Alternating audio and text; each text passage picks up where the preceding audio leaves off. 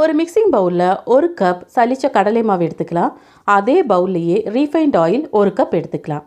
இப்போ இது ரெண்டையும் சேர்த்து நல்லா கட்டிகள் இல்லாமல் மிக்ஸ் பண்ணி எடுத்துக்கலாம். இப்போ நம்ம ஸ்டவ் ஆன் பண்ணி ஒரு கடாயை வச்சு 1.25 கப் அளவுக்கு நம்ம சர்க்கரை சேர்த்துக்கலாம். இதில் அதே பவுலில் 1/2 கப் தண்ணி சேர்த்து நல்லா கொதிக்க விட்டு ஒரு கம்பி பதம் வந்த உடனேயே நம்ம முதல்லையே மிக்ஸ் பண்ணி வச்ச அந்த கடலை மாவை அதில் சேர்த்துக்கலாம். இதை சேர்த்த உடனேயே ஸ்டவ்வை சிம்மில் வச்சு இதே போல் கைவிடாமல் கிளறிட்டே இருக்கு. இன்னுமே இந்த வீடியோ டீட்டெயிலாக தெரியணும்னா கமெண்ட் செக்ஷனில் லிங்க் இருக்கும், பார்த்துக்கோங்க. பாருங்க, கடலை மாவு ஒரு 8 நிமிஷத்துலேயே கடாயில் ஒட்டாமல் இதே போல் திரண்டு வரும்.